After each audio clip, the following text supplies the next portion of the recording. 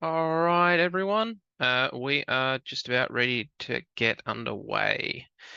Just while we're waiting for a few more people to join, I'm just going to go through a little bit of housekeeping just to get us started.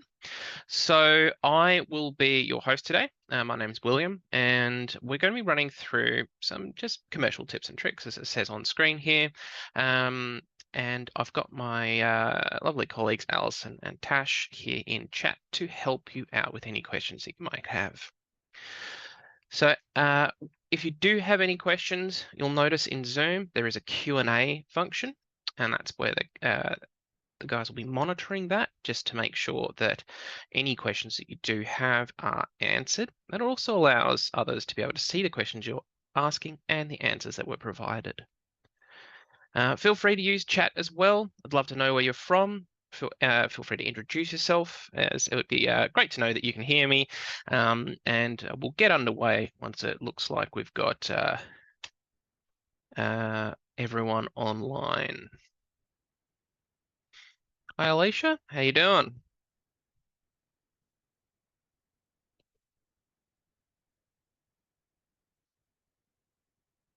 That's the way. Hi, Vanessa. And feel free to tell us where you're from. We always like to hear a little bit more about who's jumping on these sessions. Sunshine Coast. Lovely. Bet you it's nice and warm up there. Oh, Rachel, Alex, good to have you on here, representing Victoria.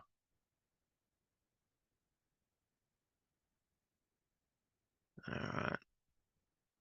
All right, so I'm going to, thanks, Vanessa. I'm going to kick this off with a quick poll. This just helps us learn a little bit more about your experience level with console. Also, it'll give us just a bit of a, here we go. It's just got a quick question in there around how commercial fits into your business. I'm just curious to see where everyone sits for today's session. So take your time, just plug in a bit of data there, and we'll see how we go.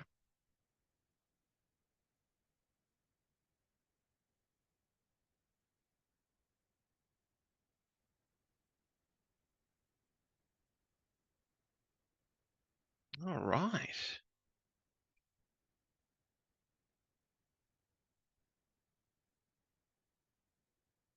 How you doing, Anthony? Oh, Colac. Good to see you on. It's my old neck of the woods. Grew up in Apollo Bay. All right. All right. That poll's looking pretty good. Bit of a mixed bag. About 25% new. Most people have been here 2 to 5 years. Some older heads here, as well as a mixed bag with regards to some commercial exclusive. Most people are mixed resi and commercial, with some people who are mainly residential, with a few commercials. So that's a good mix across the board. Quite like that.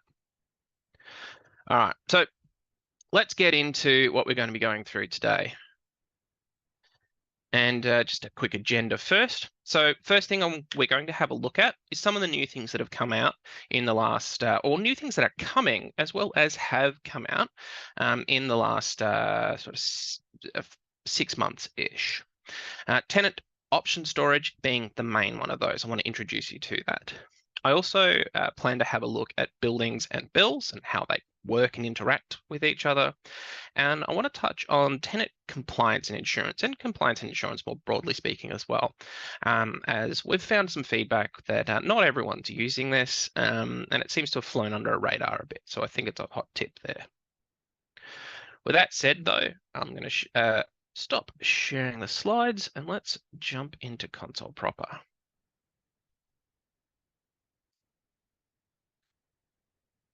There we go. Looks like that's updated. Perfect. Okay, so let's get underway with the new option storage that is coming to Console Cloud soon. Now, some of you might be some of our beta clients where you may have already seen this or have it active within your system, but to most of you, this will be brand new, and it's something that we're expecting to roll out to the client base soon. And to have a bit of a look at that, we're going to be jumping into Unit 3 at 1 Cordelia Street here. I'm going to show you how the option storage is, well, stored against the tenancy. So we are just coming through to the tenancy. So Emily Smith here. And we now have the renewals option storage here. The way this works is pretty straightforward. It's going to give you the option to add new options in here. It's something that you would do after you've set up your tenancy. So you'd set up the lease agreement first, then you're able to add the options in through here. Very much like how you might raise an invoice after you've created the tenancy.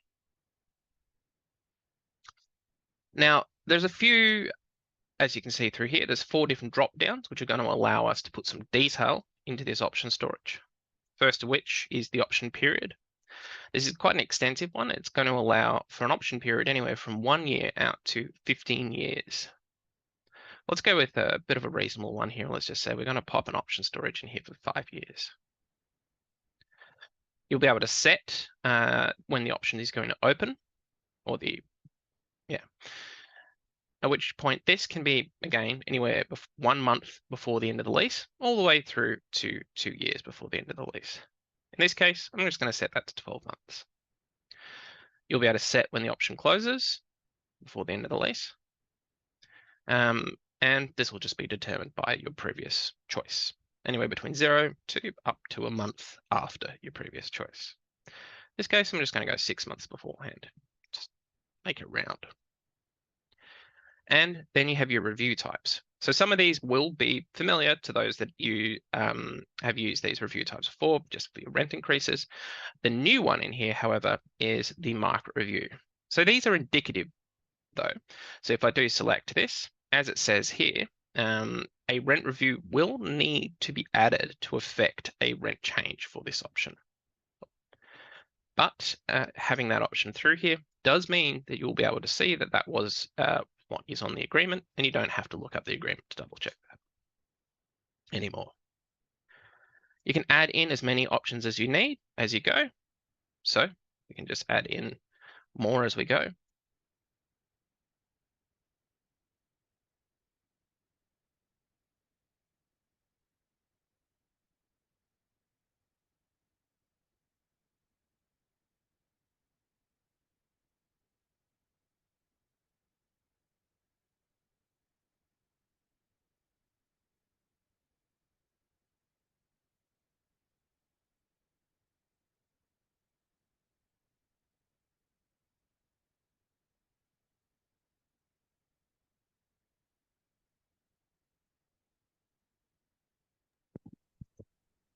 Hi, Will. Apologies, your audio seems to have dropped off.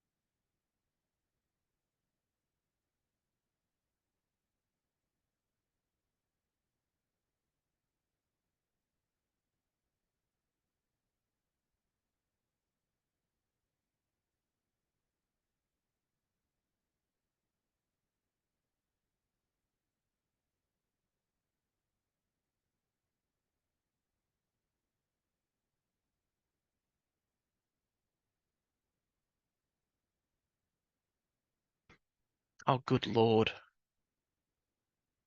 Well, that's incredibly embarrassing. Hey, Will, we've got you now. Far out. All right, Sorry, guys, happens to the best of us. let's backtrack that slightly.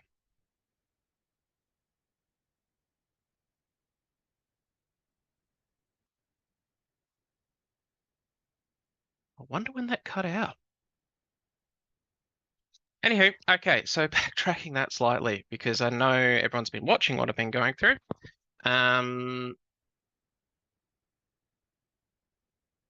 Okay, excellent. Alrighty then. What was I hoping to go through there? So what we've shown you, let's summarize that quickly. It just cut out. That is so bizarre.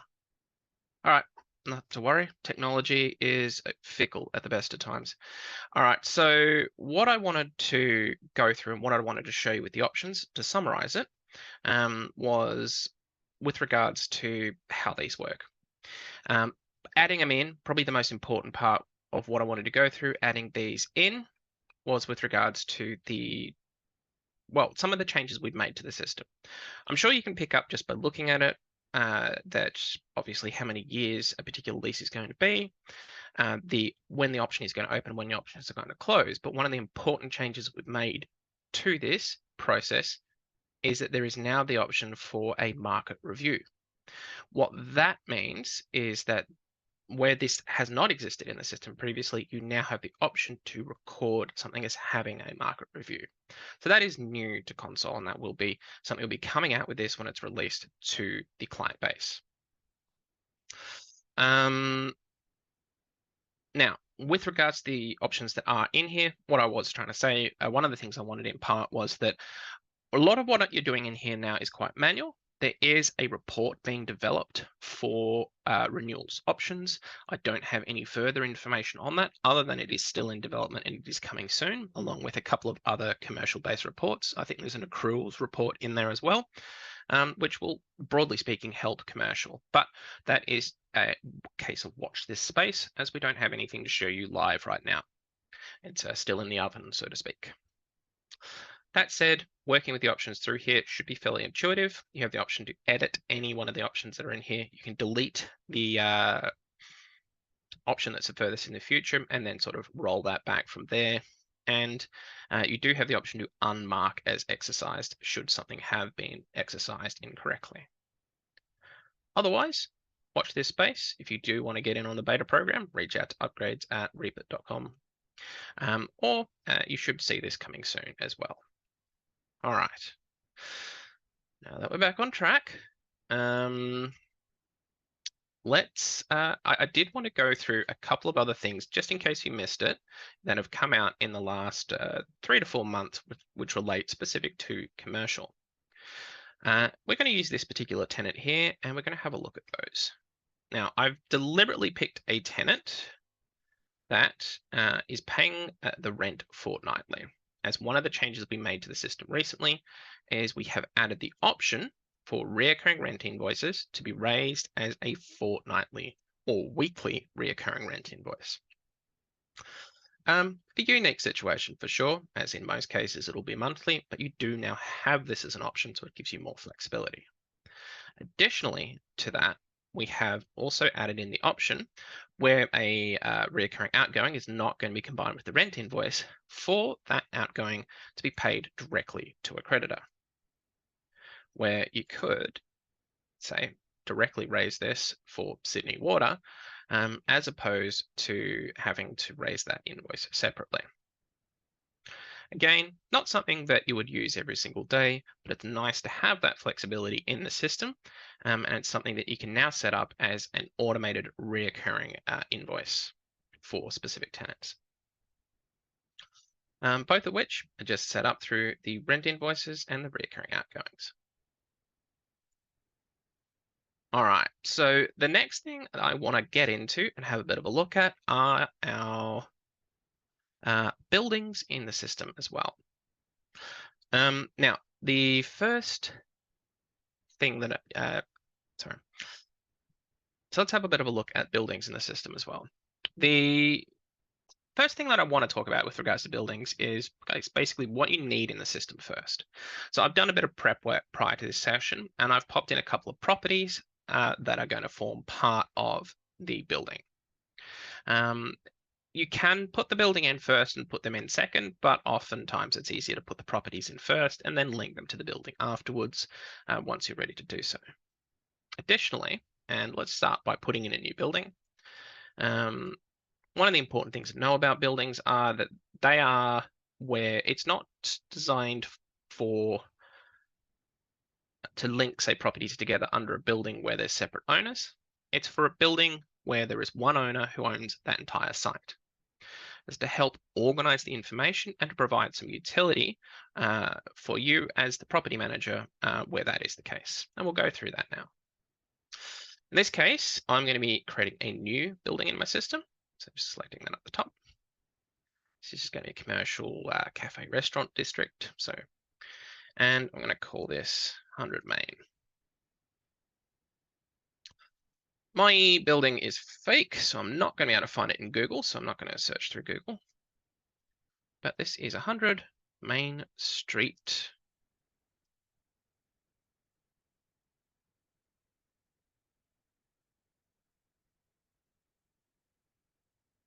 Okay, I'm gonna leave that.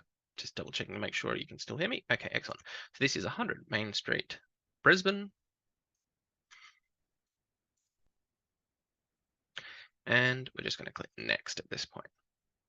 Now that's created a property behind the building because it does need that property first. And now we're going to convert that into a building.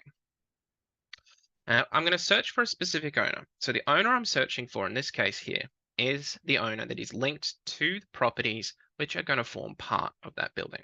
It does have to be the same contact for all of them, and that is because it does need that central point of contact to link it all together, and particularly because that's going to facilitate funds transfer down the line. Can put multiple owners in here if you need to, but we're just going to go with the one today. The agreement is very similar to your standard sort of agreement. In this case, we're just going to call this Harry Smith. It's the name of my owner. I'm going to keep it simple. And I'm going to go with that there. Just pop that into there. Quick expiry date. Register for GST, of course. Disperse the monthly. Bank account.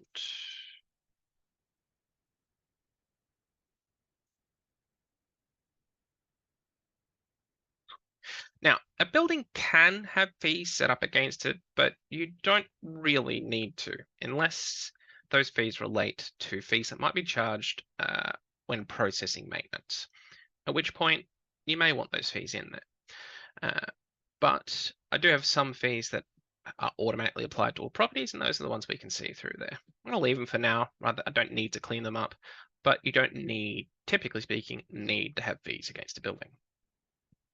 Can record maintenance instructions as well as additional information through here if need be.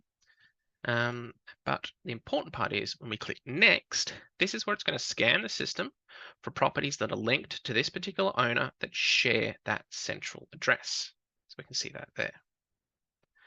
At this point in time, I have the option to link these two properties to that building. If there are any additional properties that I need to link later on, as I create them, I'll have that option there as well. But for now, we're just going to click save and set that up in the system. So we can see those two properties through there. I can add additional properties. So what we are looking at here is the building. So 100 Main Street, Brisbane here. And we can see the two properties that I've just linked to that building there. We do have the option to add additional properties through here. Where if I click add new, it's going to search to see if I've added any other properties at 100 Main Street to the Brisbane to the system where they share the same owner. And that's the important part. They have to share the same owner. I do have the option to add insurance for the building and compliance for the building through here, where if it's building specific, and that can help me track that, where I otherwise might have just had it against a single unit or potentially a dummy building within the system. It does help me organize the information for the building nicely. Also has file storage, maintenance inspections, as well as timelines, all for the one building. That can be quite important. Now, the next thing I want to have a bit of go through and talk to you about is the outgoings for a building and how we can set up some automation that is going to help us with invoicing for some of those outgoings. We can see here I've already got a 25% outgoings for unit 1, and if I wanted to set up the same for unit 2, I can click through to that particular unit, to the tenancy. So this is the tenant now for unit 2, and we're just going to edit this particular tenant's agreement. From here, under tenant liability, you'll have the option down the bottom to, rent plus outgoings chargeable is the option here. This is where you can set up the percentage the tenant will be liable for outgoings with certain dissections. So this does require you to use those dissections in order to make that work. In this case, we're just going to go with council water. I can add more if I'd like, maybe council and rates, potentially other outgoings such as insurance, and that will set that as the default percentage for the outgoings for that particular building, where it will then be passed on to the tenant of this unit at 25% of the total bill, plus GST, of course. Clicking save is going to save that into the system. And if I go back to my building, property, so back to the building here, I can now see Unit 1 and 2 are both liable for 25% of the outgoings for specific dissections. And that's going to help me down the line when it comes through to invoicing these tenants. And let's see how that works. So for this, I'm going to jump down to accounts, bills. We're just going to pop in a bill quickly for this one. Clicking add new. Now I'm now going to search for that particular building. So that's 100 Main Street. I'm just going to take the building so we can see that's listed there. I'm going to look for my creditor. So in this case, I'm going to go with Unity Water. That'll do. Hopefully that'll work. And we'll put in, say, $1,000 worth of water there. Now you can see down the bottom here, and I am going to on-charge this to my tenants. The tenants are liable for 50% of this. So that's the 225% added up. And I now have the option to on-charge that using an auto on-charge. So it's going to run that calculation for me. When I click add bill, okay, let's try, give me a sec. I didn't want to use Sydney Water in Brisbane. Didn't make any sense, but that's what we're going to do now. Add bill. Okay, there we go. All right, I'm going to call this water rates recoverable. Adding GST, so that's the total amount it's going to be billed. Obviously, they're going to be, each property is going to be billed for 25% of that, or an invoice is going to be generated for 25% of that. There's our due date, so we can set that through there. And there is a non-recoverable amount through there as well, which is just going to be whatever's left over if there is less than 100% of outgoings being recovered. Clicking create and send has now just sent that out to both of those tenancies. So that can be a quick and easy way, and in particular if you've got a large site where there might be preset common outgoings, then they're easy to calculate for that to be going out to all of them. Now we will also find that through here now, should do, there we go. And we can see that bill in here. Got the outstanding amount, and I will be able to go on and, so there's going to be 2 different invoices, one against each property, and I could go and pay those through the normal receipting method. Rather than wasting your time with that, I've got some money in there already, and we're going to pay this off. So just from the one bill, we can come through. So there will always be insufficient funds against the property, against the building itself. And I do need to just transfer the funds over to the building from the two properties.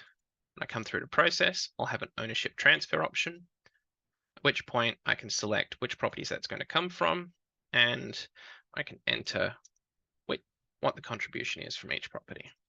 Oops, there we go. Once I've done that, I can then yeah, it needs the total amount. I need another $500 in there. So let's go 500, 500. Transfer and process. There we go. And that's processed that. So rather than using the building means that I don't have to add in that bill multiple times against each property, and I don't need to calculate what I'm going to be invoicing each tenant for each time. I can use the transfer fund tool to quickly and easily transfer the funds to that particular property once those funds have been recovered from the tenants. All right. Lovely. Okay. You guys can still hear me by the looks of things. Let's go on to the next one that I wanted to have a bit of a look at. And that is tenant compliance and insurance. So I'm going to go back to my building that I was having a look at earlier, or at least one of the properties that I was having a look at earlier. And we're going to set up some tenant compliance and insurance there. So Unit 2, 100 Main Street. Now, cool, excellent. When it comes to insurance and compliance within the system, when we're working with commercial specifically, you do have the option to record tenant insurance and tenant compliance in here. When it comes to tenant, both of these, they're very, very similar with what information it records and how it reports on them. When it comes to insurance, you really only have two different options currently, professional indemnity and public liability. And you simply just need to put in the insurer, the policy number, and the expiry date. Let's just say this is going to be expiring on the 1st of May. You can upload a certificate through here if a certificate has been provided, and you have the option to put in notes with regards to more information about this particular insurance. Could be, let's just put in some notes here.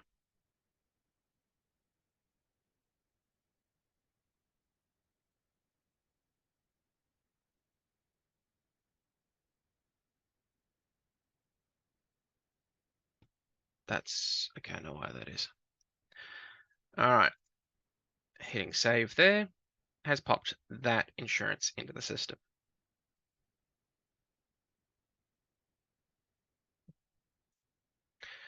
With regards to our compliance, we can add tenant compliance in as well. Have a few more options through here. And let's just say we're working with a coffee shop. Maybe there's some short order cooking and there's a grease trap. They've got grease trap maintenance. Potentially they quite like to fry their food.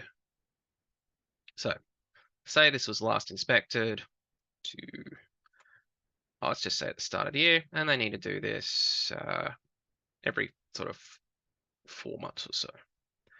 Pop that in there as well. If there are specific notes that you wanted to put into here, which is that maybe it should be returned every 3 or 4 months, you could put that into there as well.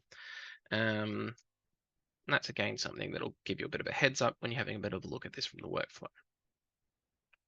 Now that I've got both of those in, we're going to be able to find these quickly and easily through our workflows. So coming through to commercial, you'll have a tenant compliance and a tenant insurance workflow, which you can use to report on these and follow up. Both of them work quite very much the same. We will have a look at both, but you can see through here, you've got your two properties in there. You can click into it and it's going to give you that heads up information that you added in earlier, along with any certificates that you might want to view from here, as well as any notes that you have added in against that compliance with potentially specific instructions. You have the option to edit and delete those through here, at which point if you edit this, once that has been updated, you can then, so let's just say this has come through, it was checked yesterday, and it is now due to expire in August. Hitting save is now going to boot that out of that list there. That'll show up in this list again when it's 30 days before expiry. It will show up in this list as well if it has already expired, and the expiry date will be highlighted in red. If you do have one in here that you would like to follow up, you have the option to message directly from this list. You can come through and click message. If you want to set up some templates in the system, say tenant compliance, expiry reminder, and you can just hit send from there. It'll pull through relevant information. Sorry, I did that a little quick. It'll pull through relevant information about that particular compliance item and send it straight out to the tenants for them to follow up.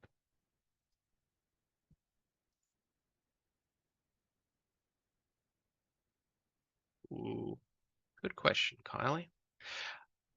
If that's not currently in the system, please feel free to submit that as product feedback. Under tenant insurance, you'll have the option through here to pretty much work with it the exact same way. Each one of these can be clicked into. You'll be able to see any notes you've got. You've got the same heads up information. You can edit and delete that through here. And by, say, updating that particular due date, so let's say insurance really only needs to be done maybe once a year. So that's now due next year. We've got a new certificate. Clicking save, we'll pop that in there. It's now going to pop up 30 days for the next time that is due. You've also got the messaging option where you can come through and send that message out from here. And there is a template that comes along with that, which will pull through relevant merge information for that particular insurance item. All right. There we go. The only other one I want to mention from a compliance point of view, this is more of just a tip that I like to put out there anyway. And this is relevant to both commercial and residential. And that is with your owner compliance, you do have the option to come through and set up automation, which can help you with that. This is more of a general tip with using the system, but the automation that you can set up for your owners, well, for the property compliance often is not, but what the owner is responsible for can be quite clever with its configuration. It can be configured so it's going to send those compliance reminders. So it can be configured so it sends automatic compliance reminders out to the assigned and responsible person, be that the owner, body corporate, or creditor. It can send out reminders up to 90 days beforehand. And it can also send out a follow-up reminder up to 14 days before that expires. This is something that can be configured for both commercial and residential, and it's certainly worthwhile having turned on. But I tend to find most people are across their owner compliance. Talking about owners though, there is one piece that I do like to mention, because it does fly under the radar a little bit, and that is how to work with owner insurance. Owner insurance is not found through the workflows on commercial. It's actually found just through people and owners. And again, like owner compliance, is something that has both the residential and commercial side of it to it. That said, it's relatively easy to filter by. You have a insurance filter for your owners, so people owners, filter by insurance. And you can filter by expired insurance. As you can see here, we've got quite a few. You can filter by ones that are expiring in the next 30 days. See here, we've got that property there we were working with earlier. And you can filter by those that have no expiry date on their insurance. So insurance has been entered, but no expiry date for that has been provided. Any of the ones that are in here, you do have the option to bulk communicate with them if you wanted to. That could send a bulk communication to your owners to follow those up. Or you can click through to those particular owners by clicking on this, and it's going to go through to that specific property where you can find the insurance item on the owner. Oh, here it is. You can update and edit that, or you could send them a message to follow up, send the owner a message to follow up on that upcoming insurance. In particular, if it's supposed to be paid by the agency, which can be recorded against that insurance. Now, my final tip with regards to both, well, more than just compliance and insurance, but certainly relates to them, is that one of the easier things to set up within the system, which can help you keep track of these, is your dashboard. in particular if this is part of your job role to keep track of and follow up on these. Your dashboard can be configured in whatever works best for you, and you can put things such as compliance, insurance, and other commercial related options right to the very top so that they are front and center of what you see when you log into the system. And this can certainly help you if you get into the habit of checking your dashboard every morning. It can help you catch things as they come up. And both of these are both owner related. But if I wanted to go, okay, cool, I've got one expiring in 30 days. Let's check out what it is. Click through to that, got that there. And I can then quickly, once I've determined what I need to do, I can quickly message my owner to follow up on that so I don't miss that. And if it does slip into expired, I can always click through to that to follow up on the ones that have been expired as well. All right, with that said, let's check chat one more time. And it's looking good. I haven't disconnected again. All right, well, I am going to just throw out a quick poll to end things here, but we would very much like your feedback with regards to how you found today's session. My colleague is going to be throwing a survey into chat. If you'd be so kind as to provide us your feedback on that, we would very much appreciate that. And I do thank you all for jumping on today. Just a quick recap. Option storage will be coming soon. Watch this space and watch this space for the report that will be following that as well. I think buildings and using buildings to manage your bills and your outgoings can be a really good way to keep things organized within your database. It's certainly worthwhile exploring and having a look at. Also, Console Cloud should be your source of the truth when it comes source of the trust, spelling mistake, but source of the truth when it comes to compliance and insurance. You can do more than just your owners in there. You can put all of your tenant and compliance and insurance in there as well to help manage that too. But otherwise, thank you all for your time today. And thank you for your patience. And I hope that you have learnt something new, and we will hopefully see you again next time on our next webinar.